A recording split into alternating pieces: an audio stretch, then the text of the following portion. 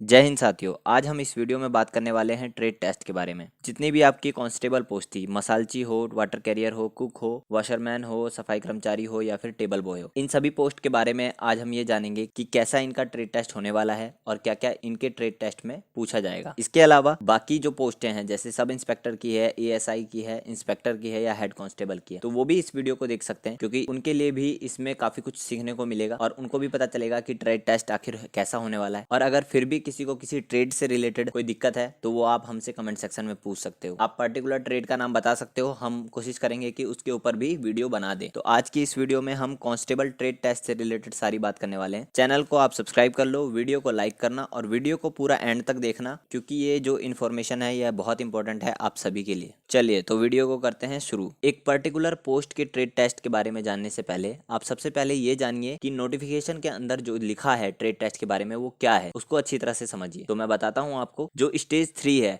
वो आपकी trade test वाली होने वाली है। रिटन एग्जाम जब आप क्वालिफाई कर लोगे तो ट्रेड टेस्ट के लिए आपको बुलाया जाएगा। उसी दिन आपकी जो है ओरिजिनल डॉक्यूमेंट की स्क्रीनिंग भी होगी। सारी पोस्टों के लिए ट्रेड टेस्ट होगा, चाहे वो इंस्पेक्टर हो, चाहे वो एएसआई हो, हेड कांस्टेबल हो, आपका सब इंस्पेक्टर की पोस्ट हो या फिर कांस्टेबल की पोस्ट हो। मैं आपको बता देता हूँ मेन पॉइंट। सबसे पहले तो ये लिखा है कि रिटन एग्जामिनेशन और ट्रेड टेस्ट दोनों के दोनों आपको जो है वो सेपरेटली क्वालिफाई करने होंगे। अगर कोई बंदा ट्रेड टेस्ट में क्वालिफाई नहीं कर पाता है तो उसको बाहर कर दिया जाएगा। अब जो आपका रिटन के अंदर ट्रेड टेस्ट है और एक आपका जो है रिटन क्वालिफाई करने के बाद ट्रेड टेस्ट है, तो दोनों में क्या डिफरेंस है मैं बताता हूँ आपको। जो आपका रिटन में 50 नंबर का ट्रेड टेस्ट से पूछा जाएगा, ट्रेड से रिलेटेड क्वेश्चन आएंगे, उसमें आपको जो है रिटन क्वेश्चन मिलेंगे ट्रेड से रिलेटेड, टिक मार्क वाले जो है क्वेश्चन होंगे, तो उसमें आपको आंसर लगाने। बट यहाँ पर जो स्टेज 3 होगी ट्रेड टेस्ट, उसमें जो है आपको प्रैक्टिकली नॉलेज होनी चाहिए जिस भी ट्रेड से आप बिलोंग करते हो। फॉर एग्जाम्पल मैं अगर फार्मासिस्ट हूँ तो मेरे को जो है वो फार्मेसी की अच्छी तरह से नॉलेज होनी चाहिए स्टेज 3 के लिए। और जो स्टेज 3 है आपकी ट्रेड टेस्ट की, वो आपकी 20 नंबर की होने वाली है, मतलब 20 नंबर इसमें है और इसको बस क्वालिफाई करना है आपको। इसके बेस पे कोई मेरिट लिस्ट नहीं लगाई जाएगी। तो यहाँ पर देखो 2 पॉइंट लिखे हैं। एक लिखा है practical test in concern trade including handling of tool equipment, मतलब जो भी जिस भी ट्रेड से आप बिलोंग करते हो उसके टूल्स और इक्विपमेंट, उसका जो है प्रैक्टिकल टेस्ट लिया जाएगा आपसे। फॉर एग्जाम्पल जैसे आप मान लो सफाई कर्मचारी है कोई बंदा, तो उसके टूल्स और इक्विपमेंट जैसे हो गए झाड़ू हो गई, पोछा हो गया, ठीक है, वाइपर हो गया या केमिकल्स वगैरह हो गए, ये सारी चीजें जो है उसके इक्विपमेंट हो गए। तो इसको लेकर जो है उनका एक प्रैक्टिकल टेस्ट लिया जाएगा। फॉर एग्जांपल उनको एक फ्लोर दे दिया जाएगा, बाथरूम दे दिया जाएगा कि इनको साफ करके दिखाइए। तो उसके जो है 10 मार्क्स हैं। 10 में से आपको कितने मिलेंगे वो आपके काम के ऊपर, आपके प्रैक्टिकल टेस्ट के ऊपर डिपेंड करेगा कि कितना अच्छा आपने दिया है। सेकंड पॉइंट लिखा है कि knowledge about tools and equipment, जो भी आपके टूल्स एंड इक्विपमेंट हैं जैसे झाड़ू पोछा जो मैंने आपको बताया, ये सारी चीजें जो है इसके बारे में आपको नॉलेज होनी चाहिए। अगर नॉलेज आपकी अच्छी है तो आपको 5 में से 5 भी मिल सकते हैं। नॉलेज आपकी जिस हिसाब से होगी उसी हिसाब से आपको नंबर दिए जाएंगे 5 में से। अब तीसरा पॉइंट जो लिखा है वो है एक्सपीरियंस का। अगर आपका एक्सपीरियंस 5 साल तक, यानी अगर 5 साल तक का किसी का एक्सपीरियंस है किसी ट्रेड में तो उसको 5 मार्क्स मिलेंगे। किसी का 4 साल का है तो 4 मार्क्स मिलेंगे। ऐसे ही 1 साल का है तो 1 मार्क मिलेंगे। बट अगर किसी का एक्सपीरियंस नहीं है तो वहां पर उसको 0 मार्क्स मिलेंगे। अब काफी बच्चे जो है वो ये भी कर लेते हैं कि अपनी जान पहचान के थ्रू या कहीं से ऐसे ही पैसा दे के बनवा लेते हैं एक्सपीरियंस सर्टिफिकेट, तो उनको वो नहीं करना है। अगर आपका एक्सपीरियंस सर्टिफिकेट ओरिजिनल है, आपने काम किया है, तो ही आपको लगाना है, वरना नहीं लगाना है। क्योंकि जो आपका एक्सपीरियंस सर्टिफिकेट होगा उसको चेक किया जाएगा। अगर आपका ठीक पाया तो आपको नंबर दिए जाएंगे और नहीं पाया तो आपका कैंडिडेचर जो है वो फेल भी कर दिया जाएगा। सेकंड चीज, अगर किसी ने एक्सपीरियंस सर्टिफिकेट लगाया है तो उसकी नॉलेज जो है वो एक्सपीरियंस सर्टिफिकेट के हिसाब से बहुत अच्छी होनी चाहिए। मान लो अगर किसी ने 2-3 साल का लगा दिया एक्सपीरियंस, तो 2-3 साल का अगर उसने काम किया तो उसको नॉलेज बहुत अच्छी होनी चाहिए अपने फील्ड में, तो उससे उसी हिसाब से क्वेश्चन पूछे जाएंगे। यानी कि सिंपली अगर मैं समझाऊं आपको तो ये समझ सकते हो, जिसके पास एक्सपीरियंस सर्टिफिकेट नहीं है तो उससे थोड़ा सा आसान पूछा जाएगा, उससे ऐसे ही पूछा जाएगा कि जैसे वो फ्रेशर हो। और जिसके पास एक्सपीरियंस सर्टिफिकेट है उससे ये ऐसे पूछा जाएगा कि जैसे वो परफेक्ट बंदा है, जिसने काम किया है, उसको नॉलेज होनी चाहिए। तो उस हिसाब से जो है दोनों को जज किया जाएगा। तो इसीलिए मैं आपको बोल रहा हूँ अगर आपके पास एक्सपीरियंस सर्टिफिकेट है तो आप लगाइए, नहीं है तो लगाने की जरूरत नहीं है। तिगड़मबाजी से कुछ करने की जरूरत नहीं है, ठीक है। इसको वैसे भी क्वालिफाई करना है, इसके बेस पे कोई मेरिट लिस्ट लगने वाली नहीं है। और एक पॉइंट लास्ट में लिखा है कि स्क्रीनिंग ऑफ ओरिजिनल डॉक्यूमेंट, जो भी थे आपके ओरिजिनल डॉक्यूमेंट इस टाइम पे देखे जाएंगे, तो ये भी आपके पास होना चाहिए। नोट 1 में तो यही लिखा है एक्सपीरियंस के लिए, अगर फेक पाता है तो उसे कैंसिल कर दिया जाएगा। नोट 2 में जो है ये पॉइंट लिखा है कि जो एक्सपीरियंस सर्टिफिकेट के मार्क्स होंगे वो प्रैक्टिकली जब वो टेस्ट लेंगे आपका ग्राउंड के ऊपर, उसके हिसाब से, उसकी नॉलेज के हिसाब से तब दिए जाएंगे, चाहे आप कितने साल का भी एक्सपीरियंस सर्टिफिकेट लगा लो। अगर नॉलेज आपकी अच्छी होगी तभी आपको मार्क्स मिलेंगे, नहीं तो नहीं मिलेंगे, ठीक है। उसके बाद जो है कट ऑफ लिखी हुई है। कट ऑफ के लिए तो आपको जनरली पता ही होगा, मैं थोड़ा सा बता देता हूँ फिर भी। अगर आप जनरल, ईडब्ल्यूएस और एक्स सर्विसमैन कैटेगरी से बिलोंग करते हो तो 20 में से आपको 10 नंबर जो है वो लाने होंगे, यानी 50% मार्क्स जो है वो स्कोर करने होंगे। अगर आप ओबीसी, एससी और एसटी से बिलोंग करते हो तो 20 में से आपको 9 नंबर लाने होंगे, वो भी किस पोस्ट के लिए? इंस्पेक्टर हो, सब इंस्पेक्टर हो, असिस्टेंट सब इंस्पेक्टर और हेड कांस्टेबल पोस्ट के लिए। हम बात कर रहे हैं इस वीडियो में कांस्टेबल के लिए, तो कांस्टेबल के लिए जनरल, ईडब्ल्यूएस और एक्स सर्विसमैन को लाने होंगे 8 मार्क्स 20 में से, और ओबीसी और एससी एसटी को लाने होंगे 7 मार्क्स 20 में से। तो अगर किसी के पास एक्सपीरियंस सर्टिफिकेट नहीं है तो वो तिकड़मबाजी करके मत लगाना, क्योंकि नॉर्मली भी इतने ज्यादा नंबर नहीं लाने, क्वालिफाई करना है बस आपको, ठीक है। तो ये थी नोटिफिकेशन की डिटेल। तो मैं एक एक पोस्ट करके आपको बताता हूँ और साथ में ये बताऊंगा कि उसको ट्रेड टेस्ट की कैसे क्या नॉलेज होनी चाहिए और क्या काम होता है उसका। सबसे पहले हम बात करते हैं मसालची पोस्ट के बारे में। तो मसालची का जो काम होता है मेन, वो होता है बर्तन को धोना। इसको आप ऐसे भी समझ सकते हो कि जो कुक होता है उसकी एक तरह से हेल्प करना इनका काम होता है। किचन के अंदर ये रहते हैं और किचन की जो साफ सफाई हो गई या किचन के जितने भी वर्क होते हैं वो इनको आने चाहिए। मैं ये नहीं कह रहा कि किचन की सारी चीजें जो हैं जैसे खाना बनाना हो गया वो भी इनको करना होगा। मैं ये कह रहा हूँ कि अगर आप किचन के अंदर हो तो आपको जो है किचन की पूरी अच्छी तरह से नॉलेज होनी चाहिए। ये आपके ट्रेड टेस्ट में कभी भी कुछ भी पूछा जा सकता है। मेन काम इनका जो होता है वो होता है बर्तन को धोना।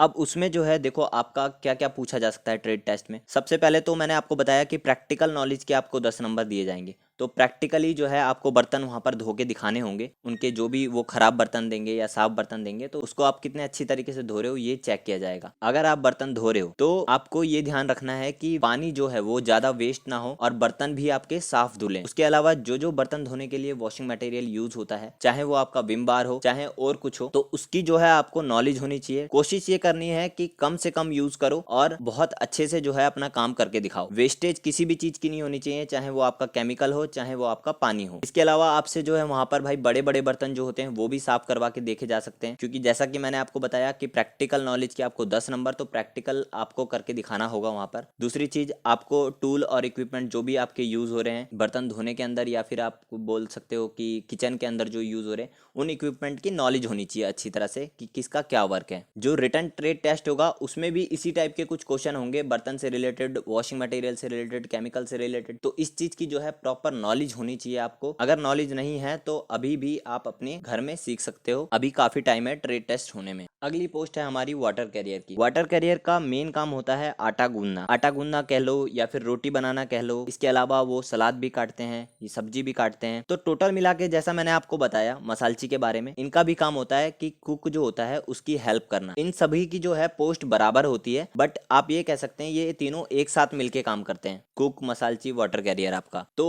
वाटर कैरियर का भी काम किचन के अंदर होता है, तो इसीलिए उसको भी किचन की बहुत अच्छी तरह से नॉलेज होनी चाहिए। दूसरी चीज, अगर हम ट्रेड टेस्ट की बात करें तो उनसे प्रैक्टिकली जो है आटा गूंदवाया जाएगा। वहां पर आप कितना पानी यूज कर रहे हो आटा गूंदने के लिए, आपका आटा जो गूंदा है वो ठोस है या मुलायम है, सलाद आपको कैसे किस तरीके से काटनी है, सब्जी कैसे काट रहे हो, ठीक है, वॉश प्रॉपर कर रहे हो या नहीं कर रहे हो, वेस्ट मटेरियल जो उनके हैं उनको मतलब अच्छी तरह से डिस्पोज कर रहे हो या नहीं कर रहे हो, वो सारी चीजें मेजर करके ही आपको नंबर दिए जाएंगे। रोटी की अगर हम बात करें तो रोटी बनाना आना चाहिए कि गोल है बन रही है आपकी रोटी या नहीं बन रही है, ठीक है, या जला तो नहीं दे रहे हो आप रोटी। मतलब एक तरह से ये बोल सकते हो कि किचन के अंदर अगर आप कुछ खाना या कुछ खाने का मटेरियल बना रहे हो तो खुद अगर उसे खा सकते हो अच्छी तरह से तो आप जो है वो सही काम कर रहे हो। ऐसा ना हो कि आपने बनाया और आप ही ना खा पाओ। तो इन्हीं सब बातों का ध्यान रखते हुए आप इस चीज की नॉलेज बढ़ाइए कि कैसे क्या करना है। अगर इन सब की आपको नॉलेज नहीं है तो इन सबको जो है आप अपने घर में खुद सीख सकते हो, अपने किचन में जाके सीख सकते हो, ठीक है। और इसको सिखाने के लिए सबसे बड़ी बात है आपको किसी यूट्यूबर की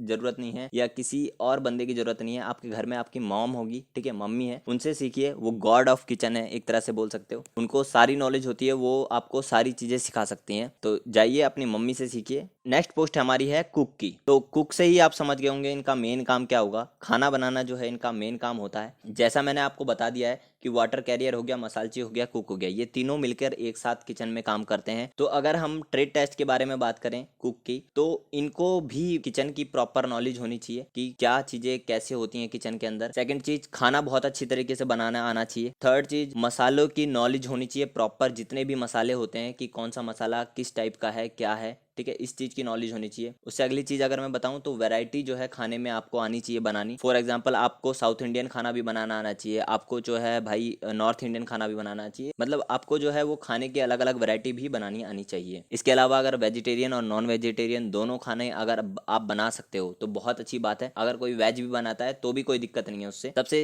ज़्यादा चीज़ ध्यान में रखने वाली ये है कि भाई आप कोई भी खाना अगर बना रहे हो या बनवाया जा रहा है आपसे, तो आप जो है साफ सफाई का अच्छी तरह से ध्यान रखना है। आप जो खाना बनाओगे वो टेस्ट भी कर सकते हैं और नहीं भी कर सकते हैं। तो कहने का मतलब ये है किचन के अंदर जितना भी वर्क हो रहा है वो आपको आना चाहिए। और प्रैक्टिकल टेस्ट में तो आपको मान लो 10 में से आपने खाना बना के दिखाया तो आपको नंबर मिल जाएंगे। नॉलेज की अगर बात करें तो जो भी आप टूल और इक्विपमेंट यूज़ करते हैं हम किचन के अंदर, चाहे वो नाइफ हो चाहे कुछ और हो, तो उन सब की अच्छी तरह से नॉलेज होनी चाहिए, पता होना चाहिए किसका काम क्या है। तो ये सब आपका कुक से पूछा जाएगा, चाहे आपका रिटर्न हो वहाँ पर भी पूछ सकते हैं और चाहे आपका ट्रेड टेस्ट हो जहाँ पर आपको प्रैक्टिकली चेक किया जाएगा। तो नॉलेज आपको बहुत अच्छे से होनी चाहिए। अगली पोस्ट है हमारी वॉशरमैन की। तो वॉशरमैन नाम से ही आप समझ गए होंगे, हिंदी में हम इसे धोबी भी बोलते हैं, ठीक है। इनका काम मेन क्या होता है कि कपड़े को धोना, प्रेस करना, उनको तय बनाना, अच्छे से रखना, ये सारी चीजें इनको आनी चाहिए। अगर हम इसके ट्रेड टेस्ट के बारे में बात करें तो जैसे कपड़े धोने में आपको भाई क्या डिटर्जेंट लग रहे हैं, ठीक है, साबुन कौन कौन से यूज हो रहे हैं, ठीक है, इन सब की प्रॉपर अच्छी तरह से नॉलेज होनी चाहिए। दूसरी चीज, अगर आप कपड़े धो रहे हो तो सबसे ज्यादा इंपॉर्टेंट है आपके केस में भी कि वाटर जो आप यूज कर रहे हो भाई वो ज्यादा वेस्ट नहीं होना चाहिए, क्योंकि कपड़े धोने में बहुत ज्यादा पानी जो है वेस्ट होता है जनरली। तो पानी के वेस्टेज को बचाना है और कपड़े भी आपके साफ धुलने चाहिए। डिटर्जेंट भी आपका ऐसा नहीं है कि आप बहुत ज्यादा डिटर्जेंट यूज कर रहे हो कपड़े साफ करने के लिए, उसको भी आपको एक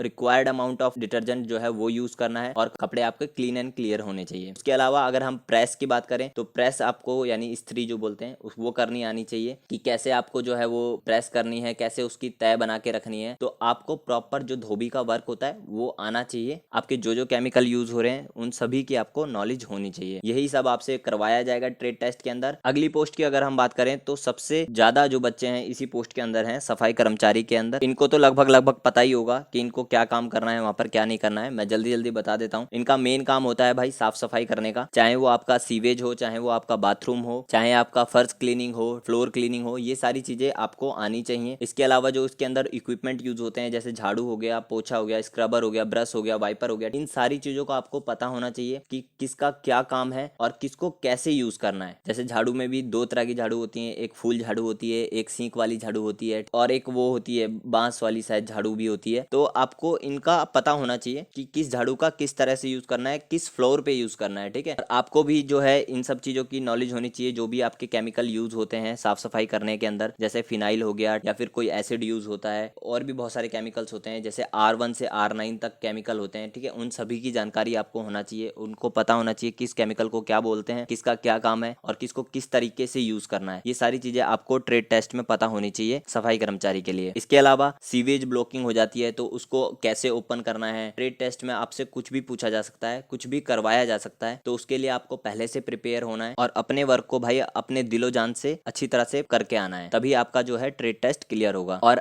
जो रिटर्न टेस्ट होगा उसमें भी इसी टाइप के क्वेश्चन होते हैं, ठीक है, केमिकल से रिलेटेड, आपके इन सभी चीजों से रिलेटेड होते हैं। तो उसके लिए आप कोई बुक जो है वो यूज कर सकते हो, मार्केट में अगर कोई अवेलेबल है तो वो यूज कर सकते हो। उससे जो है आपको और भी आइडिया हो जाएगा अपने ट्रेड के बारे में। तो ये थी सफाई कर्मचारी के बारे में। अगर आपको वीडियो अच्छी लग रही है तो आप एक बार वीडियो को लाइक और शेयर कर देना ताकि और लोगों तक ये इन्फॉर्मेशन पहुंच पाए। अगली और लास्ट पोस्ट जो है हमारी कांस्टेबल के अंदर वो है टेबल बॉय। टेबल बॉय का मैं आपको बता देता हूँ, इनको बेसिकली आप वेटर बोल सकते हो। तो इनको जो है एक तरह से जो टेबल होती है, खाने की टेबल होती है, उसको एक तरह से हैंडल करना होता है, मैनेज करना होता है। खाना खाने के बाद जो क्रॉकरीज वगैरह होती हैं उनको लेके जाना होता है। टेबल की जो क्लीनिंग वगैरह होती है उन सब की जो है इनको नॉलेज होनी चाहिए। क्रॉकरी कौन कौन सी यूज होती है, कैसे जो है खाने को सर्व किया जाता है, ये सब चीजें इनको पता होनी चाहिए। ज्यादा डिटेल जो है मेरे को पता नहीं है टेबल बॉय के बारे में, ठीक है, बट जितना भी पता है मैं उससे आपको बता देता हूँ कि जो भी आप रेस्टोरेंट वगैरह में जहाँ पर भी ऑब्जर्व करते हो वेटर वगैरह को, तो उनके जो प्रॉपर काम होते हैं वो आपको अच्छी तरह से आने चाहिए, उसके बारे में अच्छी तरह से आपको नॉलेज होनी चाहिए, तभी आपका जो है वो ट्रेड टेस्ट क्लियर होगा। तो ये थी आज की हमारी वीडियो और आई होप इस वीडियो को देखने के बाद आपको जो है काफी कुछ जो है पता चल गया होगा कैसे आपका ट्रेड टेस्ट होने वाला है या क्या होने वाला है। अगर आपको ASI SI या और किसी पोस्ट के लिए जो है ट्रेड टेस्ट जानना है तो आप हमें कमेंट सेक्शन में बता सकते हैं, हम कोशिश करेंगे कि उसके ऊपर भी वीडियो बना दें। बाकी एक बार हमारे चैनल को सब्सक्राइब कर लो और बेल आइकन को प्रेस कर लो। इस वीडियो को देखने के लिए आपका बहुत बहुत धन्यवाद। चलिए मिलते हैं नेक्स्ट वीडियो में और नई इन्फॉर्मेशन के साथ।